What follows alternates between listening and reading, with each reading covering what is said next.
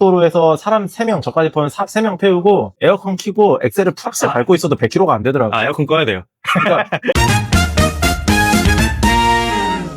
네, 날씨가 좋은 오늘 저희 두 팀장이 모여서 함께 나눠보려고 하는 이야기는 최강의 경차 무엇인가. 지금 시중에 판매되고 있는 경차 단종된 것까지 포함을 해도 사실 우리가 선택할 수 있는 선택지는 4개밖에 없어요. 4개죠. 모닝, 스파크, 캐스트, 레이 이렇게 4개밖에 없는데 스파크는 사실 단종이 됐고요. 신차로는 3개, 중고차까지 포함하면 4개의 경차를 우리가 고를 수가 있습니다. 장단점이 있을 것 같아요. 먼저 모닝 어떻게 생각하십니까? 되게 무난한 차라고 저는 생각을 해요. 올라운더라고 봐요. 실내 공간이 작은 것도 아니고 그렇다고 맞아요. 외관이 못생긴 것도 아니고 금액이 싼 것도 아니더라고요.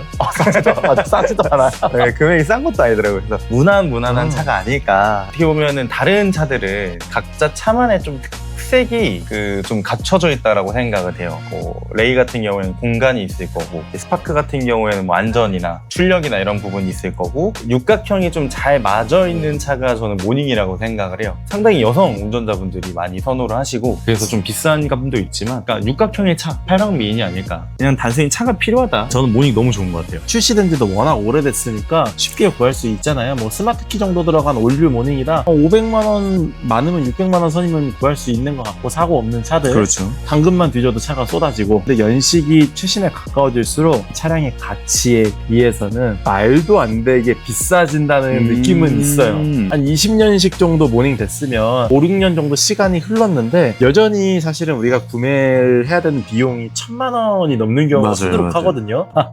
그거에는 전 좀 약간 동의를 하기 어려운 부분은 있는 것 같습니다. 어느 정도 적당한 금액에서 타협하는 모닝은 충분히 올라운더 차량으로서의 가치가 있지 않나. 레이는 어떻게 생각하세요? 그러니까 이제 육각형의 모닝이 있었다면 레이는 약 3군데의 아주 뾰족한 삼각형을 갖고 있는 차가 아닐까. 아, 삼각형이에요. 예, 육각형이라서. 삼각형이요. 예, 삼각형이요. 그러니까 각각의 포인트는 모닝이나 이제 스파크나 다른 경차들이 넘볼 수 없는 특별한 장점들을 갖고 있는데 그렇죠. 그 외에 또 3개 부분에서는 좋지 않은 모습을 보여주기도 하거든요. 이제 좋은 것부터 이야기하자면 아까 잠깐 언급했지만 이 공간이라고 하는 거의 장점이 사실 어마무시하다고 봐요. 넘사벽이에요. 레이의 레이는. 뒷자리는 사실 그 S클래스 급이거든요. 아, 그쵸. 시야 넓고 레이의 뒷자리에도 사실은 뭐 옵션이라고 하기는 그렇지만 열선 시트도 있고 뭐 충전구도 제공을 하고 높이도 굉장히 높기 때문에 위로 손을 뻗어도 충분히 될 수 있는 정도의 공간감, 슬라이딩 열리기 때문에 아이를 키우는 집에서 세컨카로 쓰기에도 너무 좋거든요. 너무 괜찮아요. 사실 우리가 카니발이 좋은 이유는 슬라이딩도 슬라이딩도, 예. 때문에 좋다고 이야기를 하는데 레이도 사실은 비슷한 좋은 장점을 가지고 있죠. 사실은 단점도 명확한 것 같아요. 어떤 걸까요? 경차답지 않은 연비. 아, 레이 별명 중에 하나가 그 유명한 별명 레쿠스라는 별명이 있어요. 레쿠스. 기름 먹는 게 에쿠스급이다. 진짜로 기름을 퍼먹는 느낌이 있어요. 엔진도 작은데 차체는 크고 또 바람을 다 받는 형상이기 때문에 공기역학적으로도 불리하니까 기름을 많이 먹을 수밖에 없는 모든 조건을 다 갖추고 있거든요. 또 연비가 안 좋다는 말은 뭐냐면 차가 힘이 없다는 말과도 비결이 돼요. 많이 밟아야 되니까 연비도 안 좋을 수밖에 없거든요. 모닝과 같은 엔진을 쓰긴 했지만 모닝도 사실 차가 잘 나간다는 느낌은 없는데 레이는 정말 안 나가는 것 같아요. 힘들어하는 게 느껴지더라고요. 그 모닝과 레이에 들어간 미션이 4단 미션이잖아요. 네, 근데 맞아요. 이 미션이 좀 약간 제가 생각하기엔 너무 멍청한 감이 있어요. 기어 단수가 4개밖에 없으니까 내가 지금 1단을 넣어야 될지 2단을 넣어야 될지 3단을 넣어야 될지 차가 깔려하는 느낌이 들거든요. 특히 어느 순간에 그게 가장 크게 경험을 했냐면 약간 완만한 언덕길 40km에서 60km 사이로 달려야 될 때 1단을 넣으면 과격한 느낌이 들고 와. 2단을 넣기에는 차가 힘이 너무 없어서 운전자로 하여금 스트레스를 많이 받게 하는 느낌이 있어요. 레이는 터보가 달린 차들이 가끔 있는데 터보가 달린 차를 구매하면 단점들이 다 상쇄가 되니까 그렇다면 또 괜찮은 차인 것 같습니다. 레이 터보면 거의 사실 마력 수가 아반떼 정도 되니까 그쵸. 사실 답답할 수는 없. 아반떼 힘으로 레이를 모는 거니까 사실 자연흡기 모닝 레이는 여성분들이 운전하는 경우가 많아서 레이 모닝이 안 나간다기보다는 많이 밟아야 다른 차들처럼 나가는 건데 그 많이 밟는 걸 잘 못 하시잖아요, 여성분들이.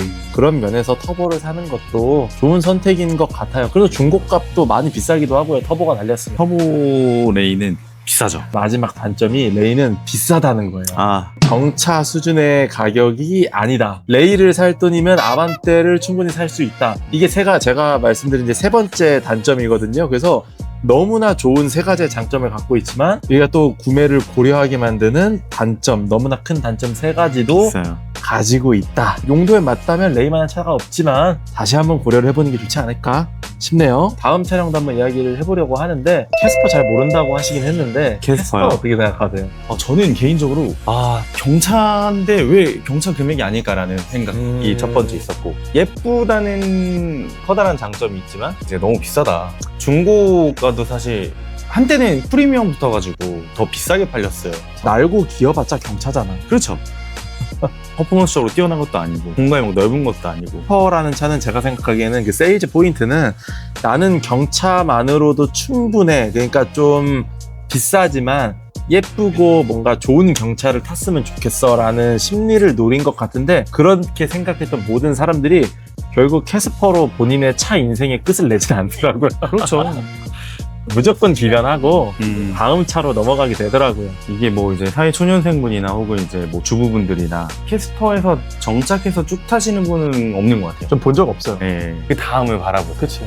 아이오닉 5 이분 어때? 막 이렇게 물어보시고. 날고 기어봤자 경차라는 표현을 썼는데 그 일본에 가면 날고 기는 경찰들이 있잖아요. 아, 맞죠. 정말 독특한 개성을 가진 차들이라면 스즈키에서 나오는 그 약간 미니 지바겐 같이 정말 예쁜 그런 차들도 있고, 그쵸. 아니면 혼다에서 그 경차 스포츠카도 있잖아요. S600이라고 본인만의 장르를 개척해 나가는 정말 독특한 차라면 나는 그 차만 가지고 타도 충분해라고 하는 거 이해할 수 있는데, 사실 캐스퍼는 그냥 사실은 제가 느끼기에는 모닝의 껍데기 바꾼 버전 정도로밖에 느껴지지가 않아요. 그러니까 모든 면이 사실 모닝이랑 다 똑같은데 껍데기만 바꾼 비싼 모닝이라는 생각이 드니까 이것만으로 정착을 한다는 건 사실은 이견이 많이 나올 수도 있어요, 댓글에. 그렇죠. 근데 제가 생각하기엔 그렇다는 겁니다. 개인의 의견입니다. 네. 폰라이프를 즐기시는 분이라면 저는 정말 괜찮은 것 같아요. 여러 부분에서 모닝과 비슷하게 8방 미인이지만 좀 작은 육각형이다. 7방 미인 정도, 아, 가격을 뺀 됐어요. 7방 가격이. 미인 정도.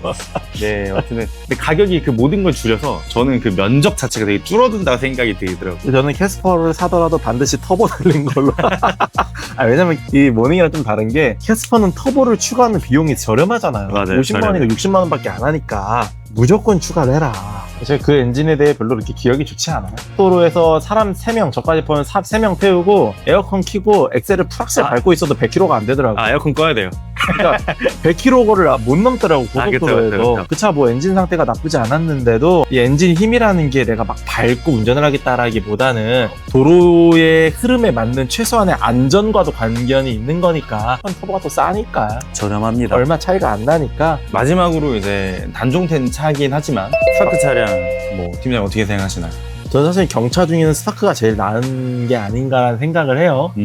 독특하잖아요. 같은 3기통 엔진이지만 거긴 또 미션이 CVT 미션이기 때문에 모닝이나 레이, 캐스퍼에서 느꼈던 미션의 단점이 사실 거의 느껴지지 않거든요. 나가는 초반의 응답성이나 힘이라든지 어떤 맞아요, 미션의 맞아요. 답답함 이런 게 거의 없는 편이라 그런 운동 성능의 면, 그리고 실제 내가 운전을 할 때 체감되는 게 확 너무 다르기 때문에 스파크를 가장 선호를 해요. 현대 기아의 경차들은 운전 최신 차들은 많이 개선이 됐지만 장난감 차를 모는 것 같다는 느낌이 있어요.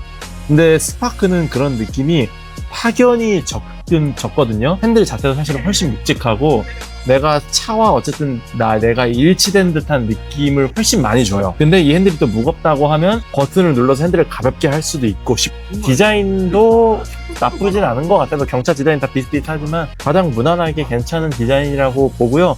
금액도 모닝보다는 좀 저렴합니다. 약간 반급 정도 저렴한 느낌이 맞아요. 있잖아요. 고질병도 특별히 없다고 생각을 하고요. 그래서 저는 스파크 좋다고 봅니다. 가성비로 타고 싶다면 옛날 스파크 또 괜찮은 것 같아요. 물론 걔는 이제 4기통 엔진이라서 장단점이 조금 있지만, 물론 그 오토바이 계기판이 좀 싫으신 분들은 있겠지만 일단 진짜 정말 싼 맛에 탄다 그러면 차가 필요해서 탄다라고 하면 200만 원 미만에도 구할 수 있으니까. 그렇죠. 그리고- 프리비가 싼 게 저는 이제 경차의 정말. 제일 큰 그건 것 같아요. 그리고 스파크의 또 큰 장점은 비교적 안전하다라는 거에서 있죠. 안전평가가 어쨌든 이제 동급 경차 대비해서는 제일 높고. 또 경차가 사실 고속도로 달리다 사고 나면 어쩌지라는 고민 항상 달고 다니잖아요. 그렇죠. 구입할 때 망설이게 만드는 가장 큰 요인이기도 하고요. 저도 제 와이프가 경차를 탄다 그러면 다른 것보다 사실 안전 때문에 고민을 좀 하게 될 것 같아요. 이제 최강의 경차를 좀 가려보려고 팀장님 생각하기에 이 네 가지 차 중에 1등은 뭘까요? 제가 생각하기엔 1등은 전 터보 단일 레이가 이 압도적인 뾰족한 삼각형을 제칠 수 있는 차가 없다고 보기 때문에 최강의 경차, 그냥 레이가 아니라 터보 레이입니다. 저는 아무래도 중고차다 보니까 중고차의 관점이 사실 저렴한 거거든요. 가장 큰 맞아요. 거는. 좋은 차를 저렴하게 산다는 게 이제 중고차의 가장 큰 장점인데, 그렇기 때문에 저는 스파크에 스파크. 한 표를 맞아요. 드리고 싶어요. 저렴하고 안전하고 동급 대비해서 출력이나 이런 이제 운동 성능이 뛰어나다라는 게 저는 가장 크게 중요했던 것 같아서 저는 스파크에 한 표 드리려고 합니다. 네, 좋습니다. 각자 의견이 일리도 있고 다 명분도 있는 의견이지만 여러분들은 어떻게 생각하실지 모르겠어요. 다른 의견이 있다고 하시면 댓글에 댓글로 편하게 남겨주세요. 남겨주시면 좋을 것 같습니다. 그러면 여기까지 최강의 경차 무엇인가 한번 이야기를 나눠봤습니다. 지금까지 월레카 김 팀장 한 팀장이었습니다. 감사합니다.